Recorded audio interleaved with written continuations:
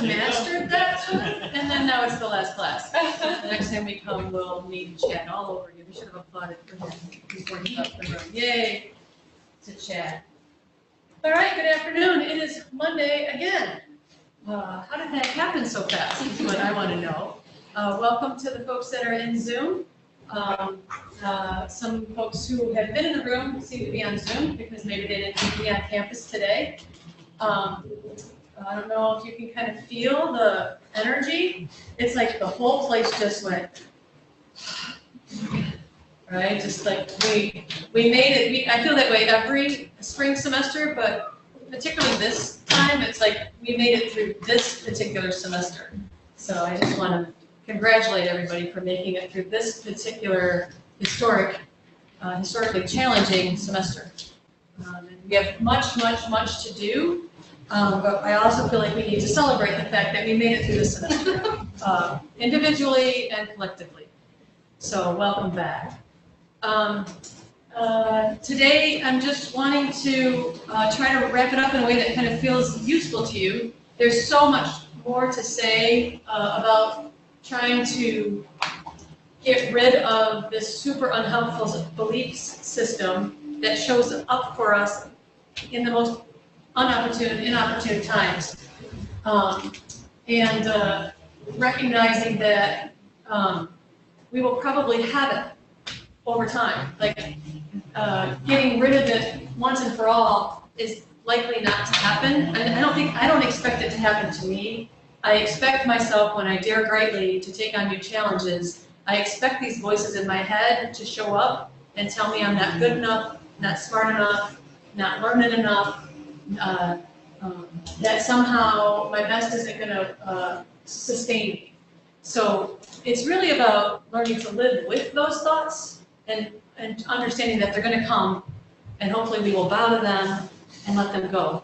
Like when an unhelpful neighbor passes my house, I'm like, hey, and then it's helpful to not think about them after they go, but to just return to raking my yard or playing with my kids, right?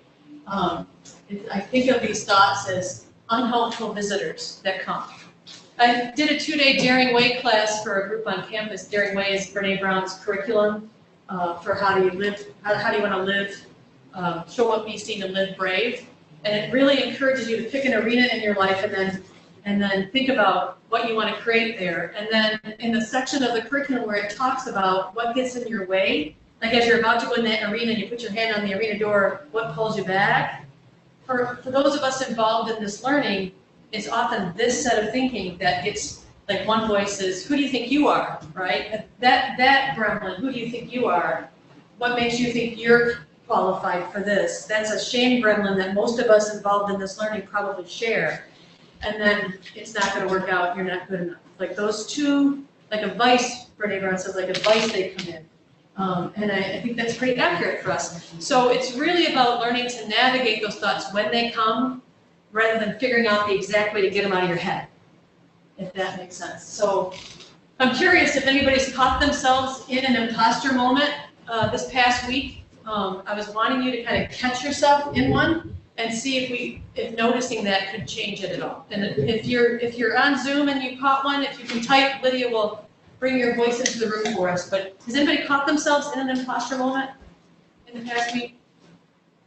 Dr. Molina shared, knowing that you're in good company.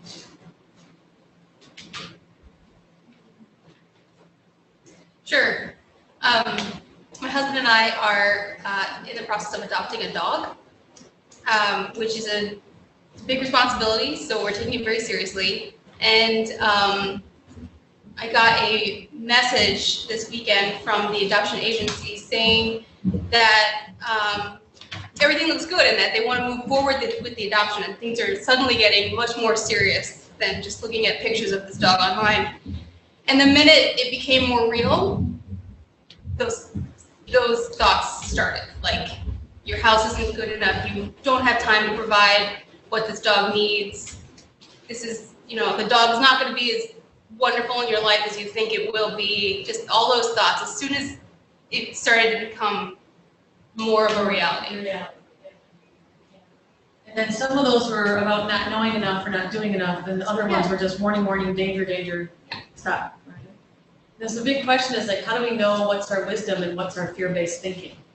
Right? So it's kind of like, if you can notice that just got churned up, like back then, now you're in a moment of mud mine. You want to calm first and then see which we think it is. Is that really wisdom or do we just get scared? Right? Did you have a moment when it calmed back down? Yeah, actually, I called my husband, and he's usually a lot more just sure in his own decisions. And so when I let him know that this was becoming more of a possibility, he was just able to recognize the fact that this is a serious step we're taking, but he's made the decision and he's sure in himself. So seeing him navigate the same situation and not go into that mud mine space made me realize maybe I don't have to be there. Maybe adopting a dog happens, imposter thought's optional, right? And maybe it's not adopting a dog that's creating it. I love that you got that piece from what we've been talking about, right? Like, yeah. Like maybe if this is happening and he's not having that thought, then maybe it's just the thought. Yeah. Right? And maybe I've just pulled a thought out of my thought bucket. I already thought thoughts about, oh gosh, sort of like, am I up for the responsibility? Yeah. What if I fail? Yeah. It's probably in there, right? So when you noticed it, I love that. You reached out to someone that you felt like would be supportive. Did you share that you were having it, or was it? Oh, yeah. Okay, so that's cool, because that's good in a marriage, right? So we share that, and then you allowed it to settle. And then you moved on with the task. Mostly, well, moved on with the task, yeah, and mostly the thoughts are calmer. Yeah. Mostly. So it's pretty clear, ask anybody who's a new parent of any kind, dog parent or baby parent, that those thoughts are going to come back. Because there's times when we have a new being in our home where we don't know what to do. Here's the question. When you're met with the reality that you don't know what to do, what happens in your head? Like, we really want to have it be increasingly okay for in the moment, to increase our tolerance to not know what to do in the moment. Right? Like if someone comes in with a situation that I've never heard of, there's a good chance I'm not going to know what to do in the moment. I retain my full capacity to figure out what to do. You will always have your full capacity to figure out what to do with your new dog, right? So we don't have to feel like we can't feel confident until we stop having the thoughts. We want to get better at having and releasing the thoughts.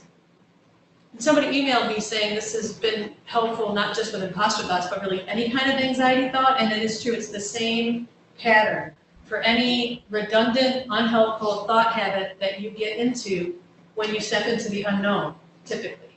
And the way we talk to ourselves. When we go shopping in the I'm gonna mess this up store, which is probably where that thought came from. You probably purchased it in the I'm gonna mess up this dog forever, right? Then that's where that thinking comes from. So you notice what happened, and then you notice what you noticed. Lydia, take it away. So this is from Zoom. It wasn't so much imposter, but when I did calm myself down, when I read an email that appeared to be very impolite and critical, I took a deep breath and thought maybe this isn't what they need. And it took 3 more emails to find that we were not communicating fully. I was happy that I didn't immediately blast back up with a response, but took time to calm down. I'm gonna snap on that. Everyone join me on snap like that. Like, wow, what did you just avert? And what kind of mess do you not have to clean up? How much damage to that relationship did not occur because you did not go with your initial thought? So there's a deeper message here of like noticing when you get an initial fear-based thought. In both stories, they recognized that it was just a thought, or at least got curious. Right? There was just a curious, like, maybe this isn't what they need, right? So one of the things you want to be noticing is your intensity. Like the more intensely you feel something, urgency and intensity are actually not our friends. When you feel super urgent and super intense, you want to double check. In my life, when I used to feel urgent, I would hear the sound of like da da da da da da, or da, right? And now when I feel urgent like that, I want to hear the sound of a backup truck. I want to slow down and reassess. So nice work to whoever that was to be able to not just go with the first thought through. Often your first thought through is not your most helpful thought. Like that's just a truism. We could just tattoo it on our forearm. It's like, well, please remember, your first thought through is often not the most helpful thought. Particularly if you're in a low mood, you're feeling pressured, or you're insecure. Right? So anytime we are in a place of not knowing how to do something, we're going to be insecure. So you really want to be cautious about that first thought through. So, any others from Zoom? Thank you. Excellent noticing. So again, the email didn't create your reality, your thought did, and then you were willing to notice that and release that first reality and engage with curiosity and have something else occur. So just reminding you visually that the circumstances are never creating our reality. They are impacting it. Because if that's an oppressive force coming at you, there's absolutely an impact on it. But the story I make up about it is always my own in the moment. And just reminding you of how that works. So you got some insecure, not smart enough to be a dog mom thoughts in the thought bucket. And then here comes that biggie at top, that's your new dog, right? And as it enters in, when you don't have that thought, you're going to have your wisdom and creativity in service to figuring out how to dog parent. And when you do have that thought, your wisdom's going to be blocked. When you don't have that thought, you can be with your research and be impacted by it and kind of just be writing your article. When it is activated, you have writer's block. Literally, you have a bunch of thoughts that if that's your well of being, it's your well of insight, literally your thoughts sometimes are like a hatch that just closed down on. And you just want to see that as a momentary closure. And then remember that if you give more energy to that thought struggle, if you battle with the thought, you're going to have a bad day. Like that could have been the whole dang day, right? But you want to start to have a more relaxed relationship with the thoughts that you have. You do not have to believe every thought you think. And just because it hijacks your system and it makes you believe it physiologically, right? Like you probably had we had measuring your heart rate, your respiration, like all those markers would have changed in the moment when you had that, I'm going to think of it as like a oh shit moment, like really? So even when we're hijacked, if we can see that witness self, that observing self, sees that you're hijacked, then you can do something different, which both examples did. Again, lots of messages getting in there in the first place, but they are not, that bucket is not who you are, and that bucket is not your only capacity. You actually have connection to all kinds of brand new ideas that would help you realize your dog care success. Yeah. What we're hoping you do different is name it. I'm having an imposter thought right now, and it has me a bit activated. I'm like, that's gonna let's not give it all the power in the universe. I'm having an imposter thought right now, and it has me a bit activated. So much that my breath is stopped and my heart is racing. I'm gonna notice myself, help myself with that, right? I'm gonna notice that I'm having that activated. I'm having an imposter thought storm right now. Out of nothing, whoop, there it is, right? And then the most important thing to remember is that you're having a temporary thought-created experience. It's not, the circumstance isn't creating it, and it's not your forever. So you don't have to follow it. The more we can just see it and acknowledge that it's happening, the more we stay separate from it. We're wanting you not to get into it and become part of it. The more you try to, if you get freaked out by it and you try to control and manage it, it's going to pull you into it. It's like saying, hey lady, come over here. I've got a deal for you. Oh, you think you can stop me? Come and try. Come on, come on. And then all of a sudden, 3 hours later, you're just in a spin, right? And so it takes a bigger person than their thoughts to be able to say, wow, that is such a awful thought. And I don't have to care why I had it. I don't have to believe it. I don't have to do anything. I don't have to fix it, ignore it, shrink it, throw it on somebody else. I really just have to say, it's just mental activity that had a physiological response to me. I'm going to let it come and go. And to do that, I'm going to fully engage my attention somewhere else. As soon as I stopped talking, I heard the birds outside. Did you hear them? They've been there the whole time. I wasn't noticing. It's two things. It's bringing yourself to the present moment and allowing yourself to return to a more relaxed position. The one you were in before the phone rang and they told you that your life was about to change and you were going to become a dog parent. Right?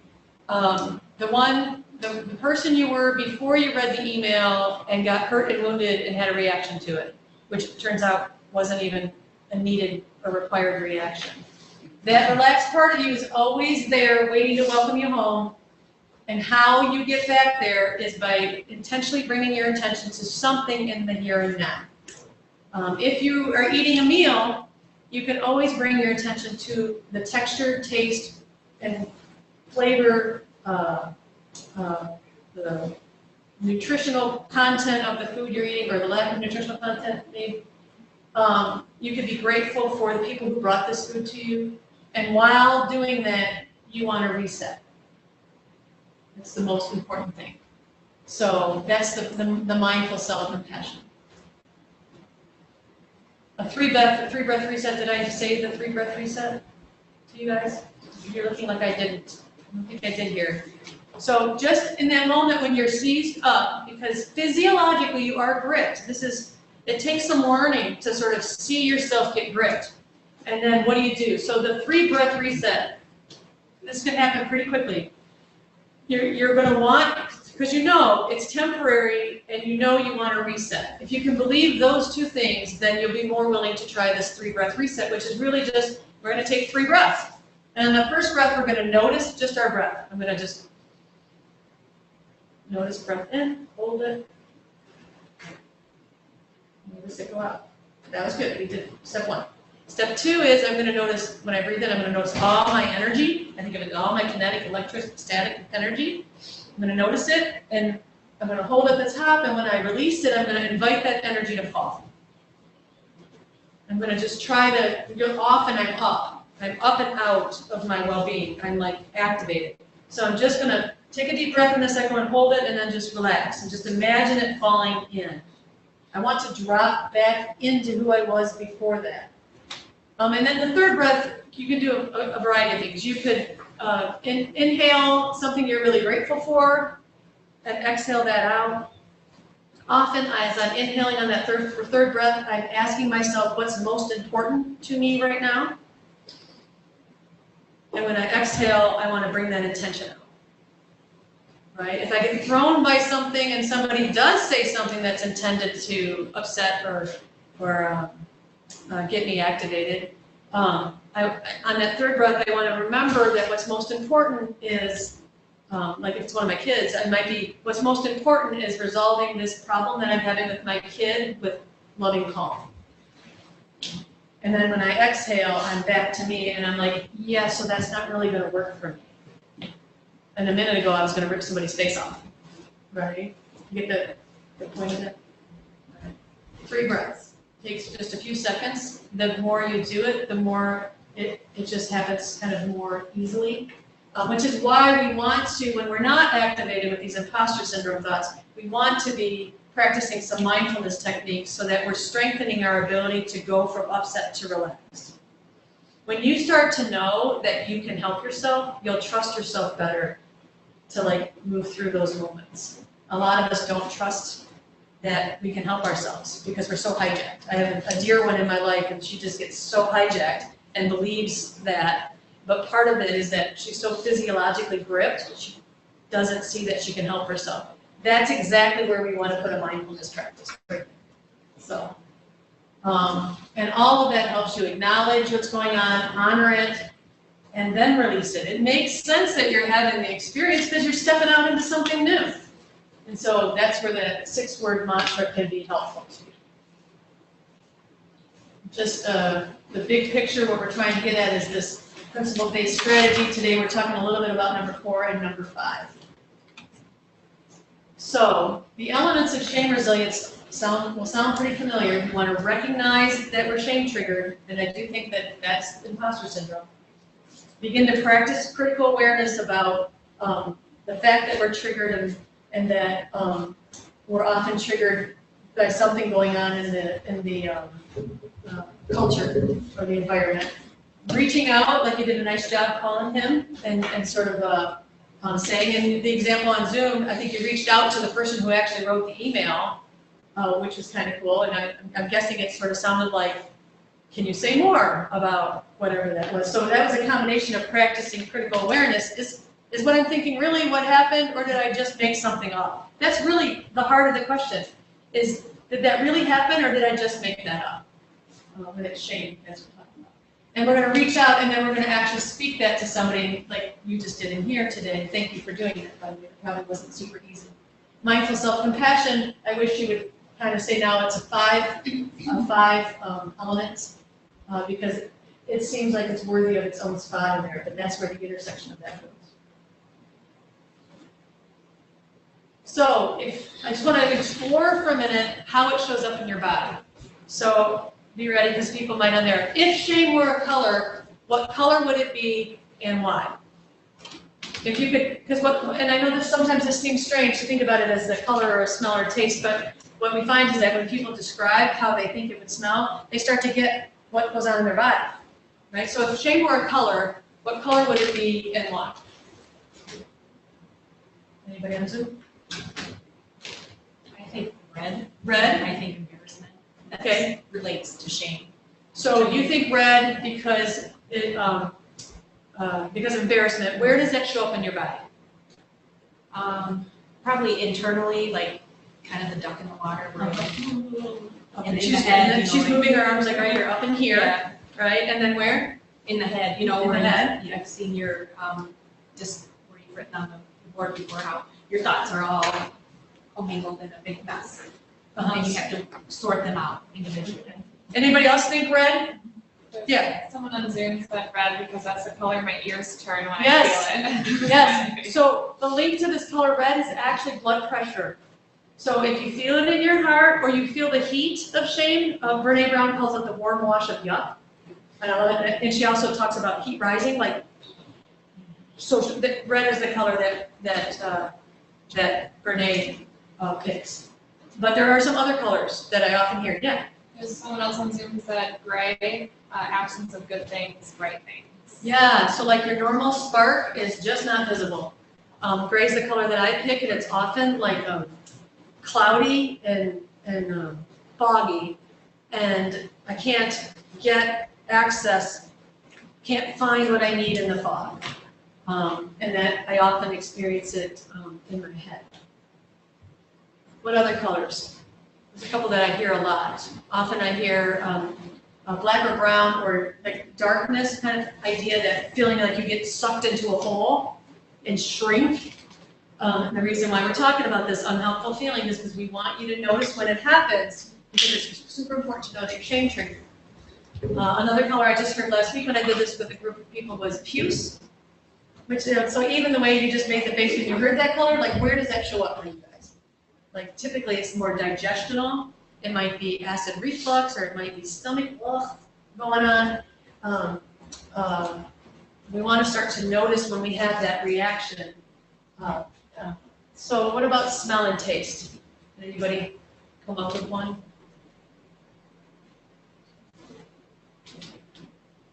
Let me see if I can remember some of the smells. Oh, somebody said dead skunk in trash on a 90-degree day. One of the tastes that I've heard is soapy soup. Like you made soup in something at work and somebody didn't rinse out all the soap, and it's, you know, some, right? Like any others coming on to smell or taste? There's a color one that I thought was interesting. Red in the moment, gray afterwards. Mm-hmm. So it's like a color change. So Yeah. that's more time. So you go kind of heat and then fog with that. Yeah. all the people in the group last week, all 3 flip charts had that little poop, happy poop emoji that they drew on it. They drew that very well. It's like that is definitely part of our cultural. All 3 flip charts had it on there. That sort of like repellent kind of quality. You want to notice yourself. Like that's what I'm going to try to get you to see. How does it show up physiologically in your body? I want you to start noticing that and get like, because it happens for all of us differently. And that's partly because of our own physiology, it's partly because of our own individual health concerns or issues. It shows up differently. However it shows up, we want you to start to be able to notice it quicker.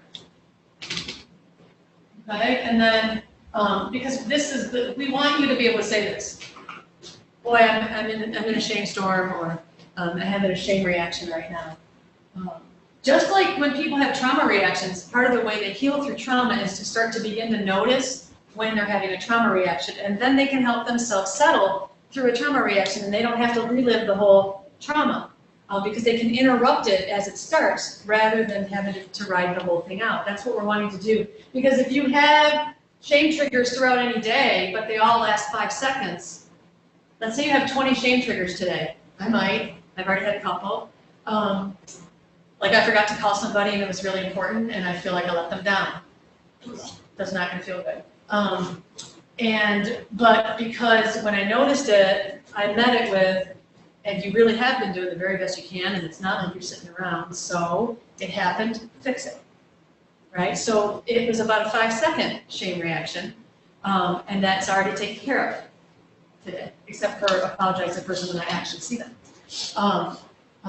Because we want the frequency, duration, and intensity of these triggering moments, whether they're just pure shame or the imposter syndrome version of shame, we want them all those to go down. And so if you can't notice it in the way you feel, you might notice it in the way you behave. So when we're shame triggered, when we're having that warm wash of yuck, which sort of feels like a mushroom cloud emotion, right? We do 3 things. We do one of 3 things, or sometimes a combination.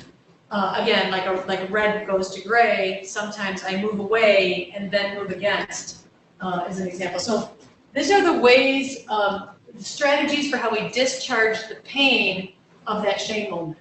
We just want to get it away from us, or run away from it. So moving away is anything that helps you avoid the feeling or the task. So if you look at the imposter syndrome behaviors, I've linked them to their corresponding shame strategy. So if you're flying under the radar, or you're procrastinating, or you're doing sort of the modesty ploy and deflecting and moving away, you want to start to notice yourself do that. If you, you noticed last week when you dumbed yourself down, right? So dumbing yourself down would be a moving away strategy. It's certainly not a shiny, bright, puff it up kind of strategy, but it's kind of a moving away and hiding, withdrawing.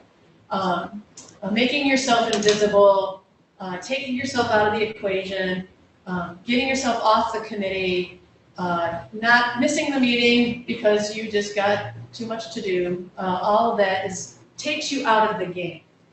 Stuff that takes you out of the game. Moving towards is anything that helps you manage the perceptions other people have of you. It's the shiny stuff. So you're trying to make sure they don't have shame thoughts about you. So perfectionism and overworking, being super helpful. We give the Jack Breslin Award a lot of times to people who are in this habit of moving towards.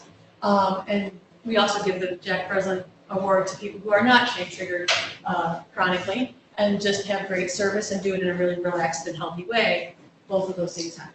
But this is codependency falls in this category.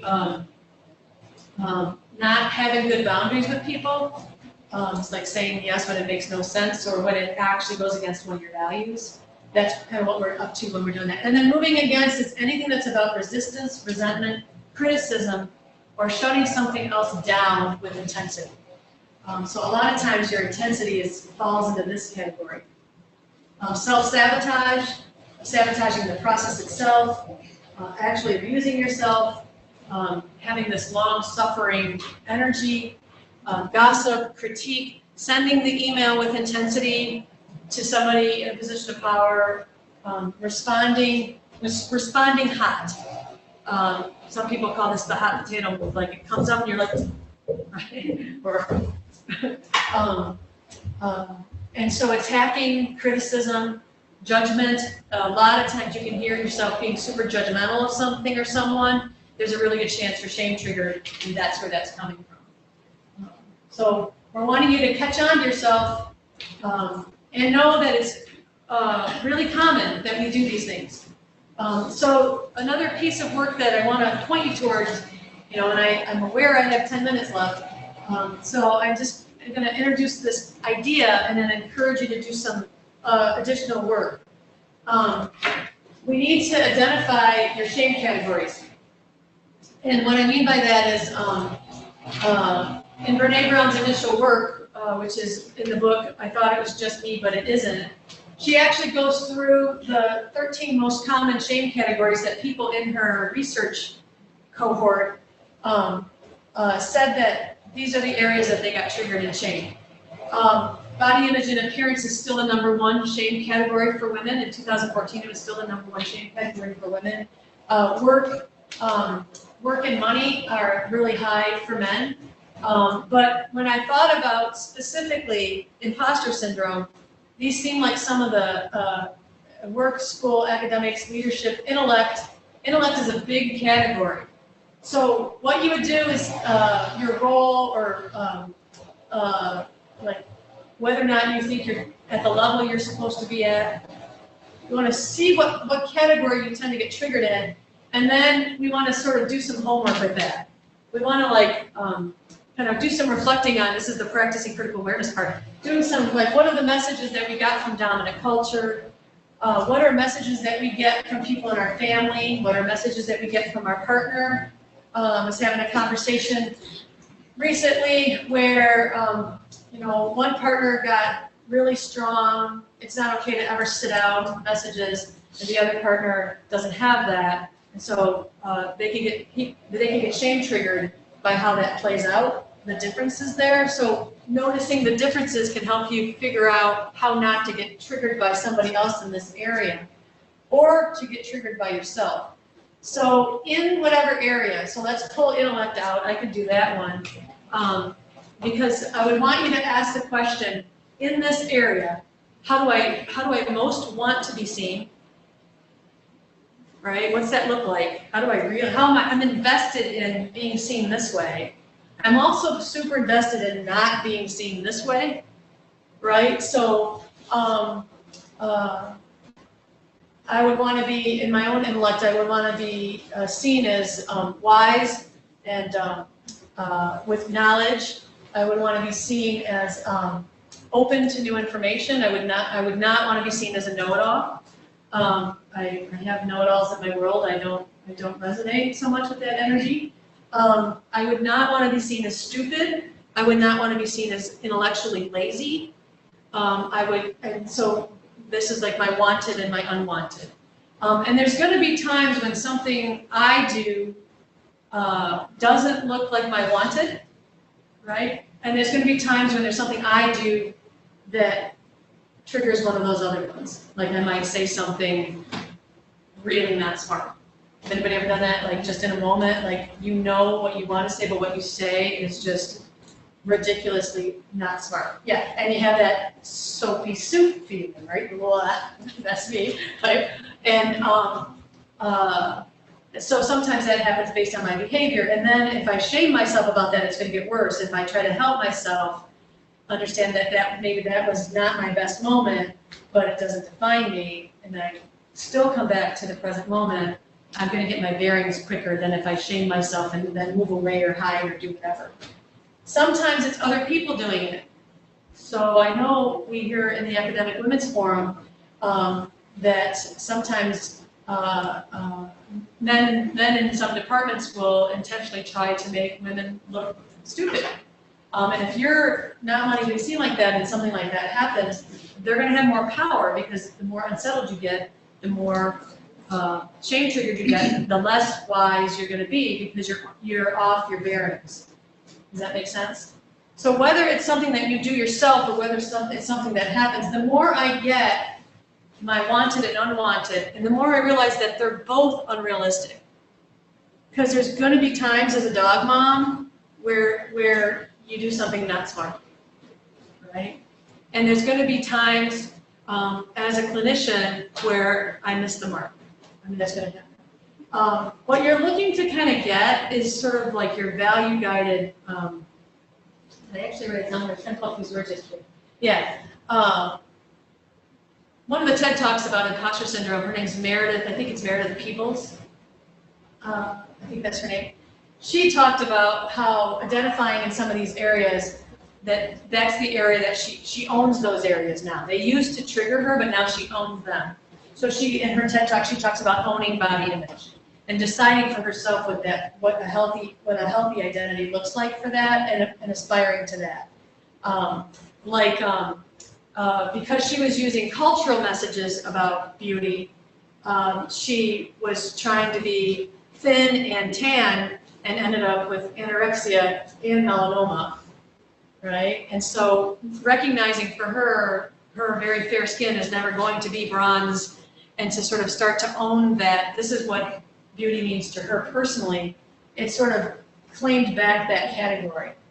She also talks about a couple that are directly related to intellect and to career. So if you don't know the categories where you tend to get triggered, you don't know that you should do some homework in terms of developing a new strategy for those categories.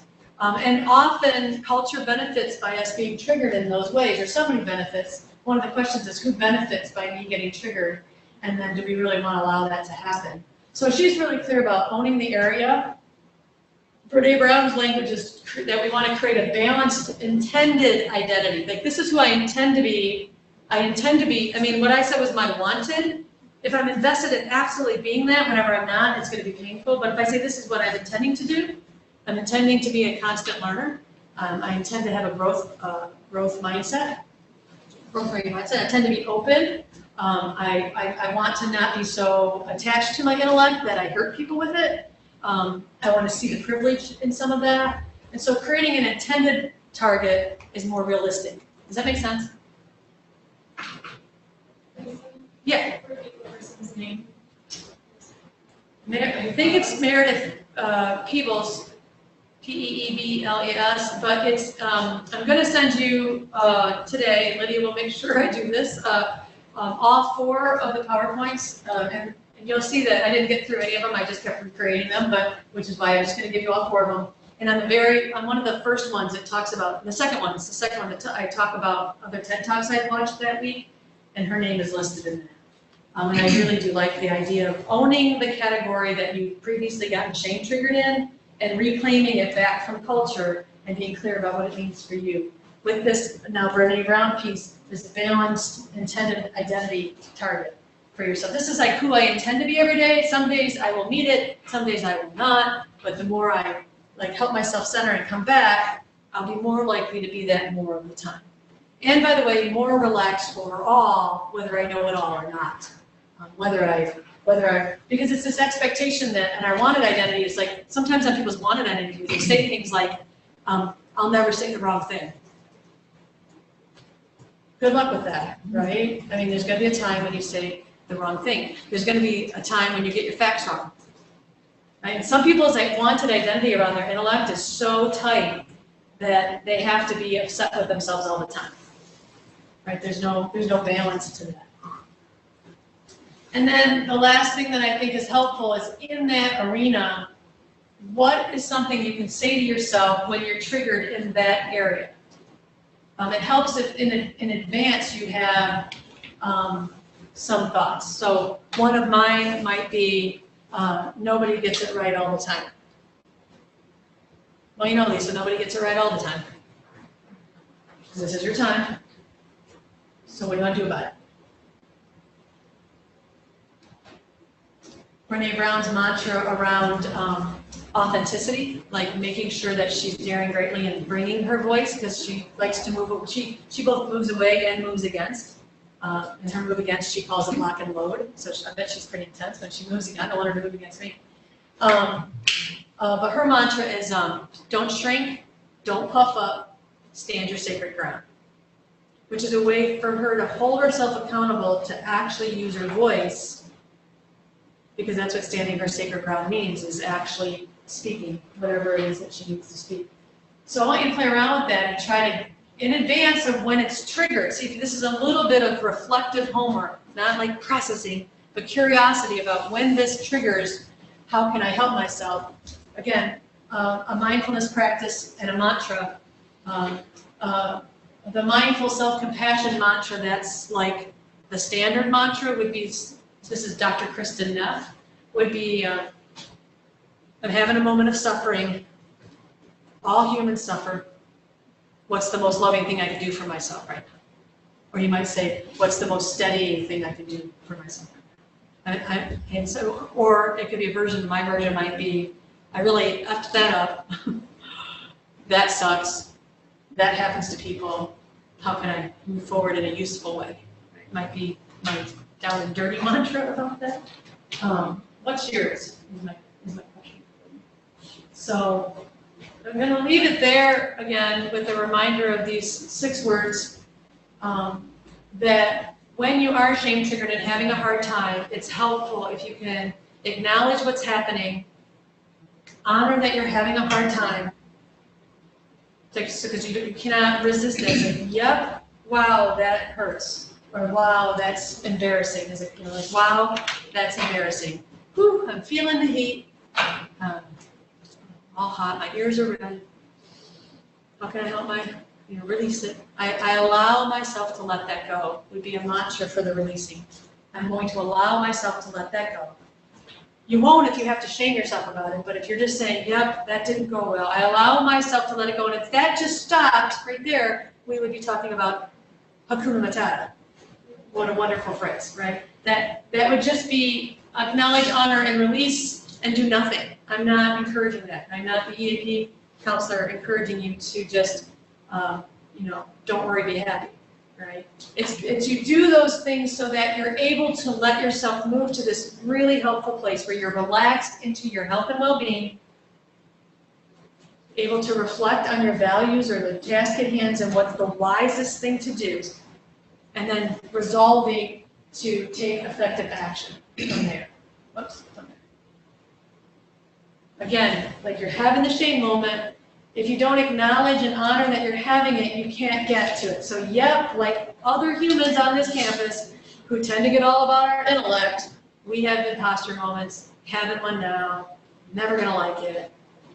I'm gonna honor that moment, give it a nod, and then I'm gonna allow it to leave so that I can relax into the part of me that's wise and centered and grounded. Reflect on the research I'm doing or the work or the question the client asked me, and then see what occurs to me, and then please do resolve to act from there, because if there's one thing we learned this semester at Michigan State is we have to resolve to take value-guided action whenever we're able, to go from upset, triggered, back to our best self, and delivering is how we get PhDs, right? It's how we complete career goals, right? It's like we have to keep ourselves in the game by having a support structure that's internal to us. Because everywhere I go, there I am. I'm the one that's with me most. And I want to be in service to me as I try to be in service to everybody else. And that's all we can really ask. Any thoughts or questions from anybody, including on Zoom?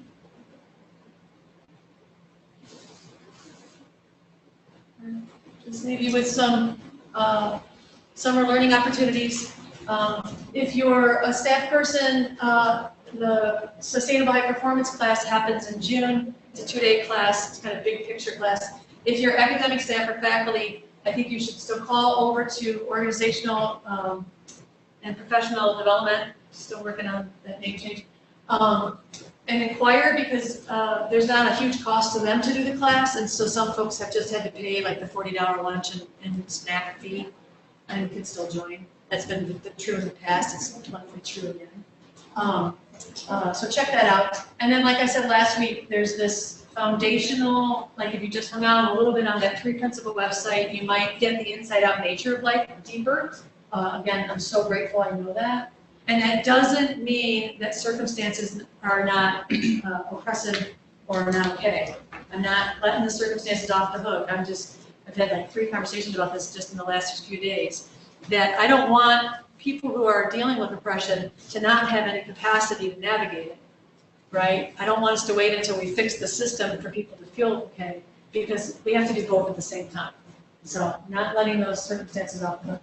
There's tons of free resources on the happinesstrap.com, and so if the acceptance commitment theory pieces appeal to you, there's some summer learning you can do there. He is offering an 8-week course. I don't know anybody that's ever taken it yet, but he's kind of a quirky, cool teacher from his books, but I imagine that would be kind of a cool experience.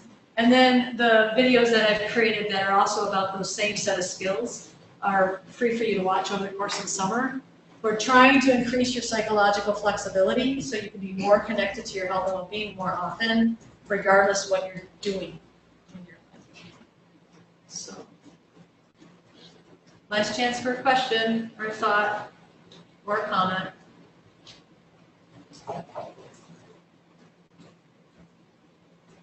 Anything over there? I just wanted to remind folks that Academic Women's Forum and Women's Networking Association will do some more imposter conversations in both of those forums as well, and everyone is welcome to those spaces. And those will both be resuming in September. Yeah. So, and also, if you're someone that's really struggling with this and you need something more than this conversation has given you, please remember you're connected to the Employee Assistance Program, and you have 6 sessions of short-term counseling, and any of the counselors there can help you with this. And we can have a personal conversation about how this is triggering for you personally. Feel free to take us up on that. So we'll leave it there. Take good care of yourselves and have a good summer.